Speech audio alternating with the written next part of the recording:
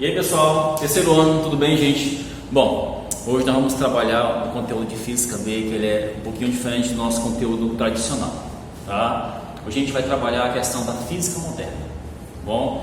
Só que a nossa aula 15, eu vou fazer uma pequena introdução do que é essa Física moderna, tá? Na verdade, a Física moderna, ela é a passagem, tá bom, da Física clássica, que é a física utilizada pelas leis de Newton, tá bom? Trabalhadas pelas leis de Newton, e a passagem para a física moderna, tá? Que na verdade é uma passagem para a física relativa, a relatividade absoluta, e a física quântica, bom? Ou melhor, a física moderna, ela é uma transição da nossa clássica, né, para as leis da relatividade e as leis da física quântica, bom? Os efeitos do movimento das partículas, tá? Os efeitos físicos do movimento da partícula, enunciados por Max Planck, bom? E Albert Einstein. Bom, para a gente entender como foi feita essa passagem, primeiramente eu vou falar para vocês sobre a questão da física clássica, tá? Para as teorias de Albert Einstein. Bom, eu vou esquecer um pouquinho aqui o William Thomson, que eu coloquei aqui no meio entre Albert e Isaac Newton, tá? Ele foi muito importante, ele teve algumas teorias que influenciaram muito nessa passagem da física clássica para a moderna, tá? Só que Isaac Newton, ele acreditava que os corpos eram regidos por uma única força no universo, chamada de gravidade, força da gravidade, bom? Tanto que Isaac Newton, ele acreditava que se o Sol desaparecesse do nada, tá? Os planetas de imediato eles ficariam soltos no espaço, eles se distanciariam, né? Eles ficariam em movimento no espaço. Por quê? Porque essa força gravitacional do Sol existe, ela tem uma grande influência sobre os planetas que giram ao redor dele, tá? Bom, Albert Einstein viu uma falha nessa teoria, certo? Entre 1905 e 1915, Albert Einstein ele introduziu a lei da relatividade. Lei não, os postulados, tá? Os estudos sobre o movimento da luz, tá? de elementos eletromagnéticos, tá? Ondas eletromagnéticas. Ele falava o seguinte: poxa, se a luz é o elemento mais rápido que existe no universo, se ele leva 8 minutos para chegar do Sol, sair do Sol e chegar até a superfície da Terra, como é que esses planetas vão se livrar imediatamente se o Sol desaparecer? Não é? Se a luz, que é mais rápida do que tudo, ela leva 8 minutos para sair do Sol e chegar na superfície da Terra, não é? Ele observou que tinha um errinho aí. Então o que foi que ele percebeu?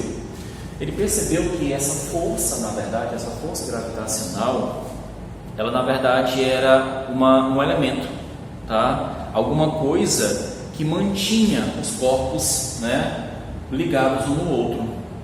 E ele falou que os corpos ficavam imersos em uma malha, tá? Essa malha é chamada de espaço-tempo. Bom, eu vou até colocar para vocês aqui, é a teoria do espaço-tempo.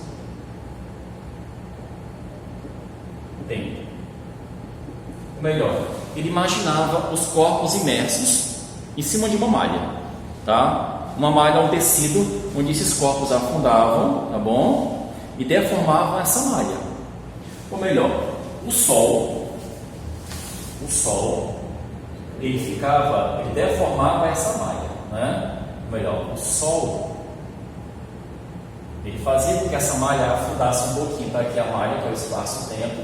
Então, os planetas giravam ao redor dessa deformação, tá? Então, o que rege essa atração dos planetas ao redor do Sol não é a gravidade, é justamente a deformação do nosso espaço-tempo, bom? Que na verdade é essa malha imaginária que Albert Einstein colocava como teoria para substituir a gravidade de Isaac Newton. Não que a gravidade não tivesse o seu valor, ela tem. Nós utilizamos até hoje na física clássica a gravidade para fazer nossos cálculos de mecânica, tá? Ela existe. Só que o que determina os movimentos, determina todo esse elemento do espaço-tempo não é a gravidade, tá? Então ele pensou, poxa, então o que determina esse elemento? o que determina esse movimento dos planetas? É o nosso espaço-tempo, tá bom? Não a gravidade. Isso fez Albert Einstein ficar muito famoso porque ele criou dois postulados. Ele falou que a luz, ela é um elemento absoluto, é uma onda eletromagnética e ela é a onda mais rápida que existe, tá? E no caso ela tem essa velocidade aqui, olha, 3 vezes 10 elevado a 8 metros por segundo, ou 3 vezes 10 elevado a quinta quilômetros por segundo. São 300 mil quilômetros por segundo, não é nada mais veloz do que a luz, tá bom? Bom, para fazer uma ligação entre Isaac Newton e Albert Einstein, eu não sei se vocês já ouviram falar do éter. Ouviram falar dele? O que é o éter? Na verdade, o éter é uma teoria criada por William Thomson. Professor, quem é o William Thomson? Nosso Lord Kelvin, né? Você pode observar que você conhece o Lord Kelvin pela escala termométrica Kelvin, né? Que é a escala do zero absoluto, tá bom? Pelas leis da termodinâmica, primeira e segunda lei da termodinâmica, tá bom? Então, Lord Kelvin, ele foi um matemático e um físico notável, tá? Aos 14 anos, ele já criou a teoria do movimento dos gases. Aos 17 anos, ele já foi acadêmico da Universidade de Cambridge, na Inglaterra. Melhor, ele era um físico, um cientista notório desde a adolescência. Bom, ele era filho de um matemático e sempre assistindo às palestras do pai, ele observava e tinha o fascínio a essas teorias. Bom, o que foi que o William Thomson fez? O que foi que o William Thomson fez com relação à teoria da relatividade? Qual foi a contribuição dele? O éter. Ele falava, poxa, ondas eletromagnéticas, elas precisam se propagar por um meio. Poxa, a onda sonora é uma onda mecânica. Ela se propaga pelo ar, pelo solo, né? Pelo sólido, pelos líquidos, tá? Com velocidades diferentes. Ondas mecânicas utilizam meio material e ondas eletromagnéticas utilizam meio não material. Mas para William Thomson precisava se existir esse meio, tá? Ele chamava esse meio de éter, tá bom? Para William Thomson, o que era o vácuo? O vácuo era quando os gases não tinham volume definido. Se você liberasse os gases em um ambiente e aqueles gases não demonstravam ter um volume, um acúmulo mínimo de partículas, ali você tinha um vácuo. Bom, então ele calculou a temperatura desse volume zero, certo? E ele observou que a temperatura desse volume zero é essa daqui, ó.